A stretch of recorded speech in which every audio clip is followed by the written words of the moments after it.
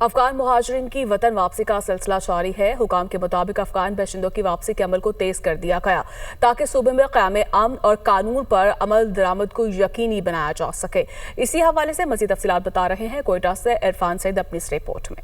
बलूचिस्तान में अफगान महाजरीन की वापसी के अमल में नुमाया तेजी देखने में आई है। काम के मुताबिक गुज़श्ता 18 माह के दौरान बलूचिस्तान से 1,75,000 से ज्यादा अफगान शहरियों को अफगानिस्तान भेजा जा चुका है। इंतजामिया का कहना है कि अफगान शहरियों की वापसी का अमल मुकम्मल कानूनी तकाज़ों और मरबूत हिकमत अमली के तहत जारी है। बॉर्डर पॉइंट्स पर रजिस्ट्रेशन सेंटर्स कायम किए गए हैं जहाँ महाजरीन को आर्जी रिहाइश और तिबी इमदाद फराहम की जा रही है। हर सब डिवीजन में assistant commissioner along with police concern areas के अंदर रेड करते हैं और उन रेड्स के बाद हम उन लोगों को अरेस्ट करके लाते हैं।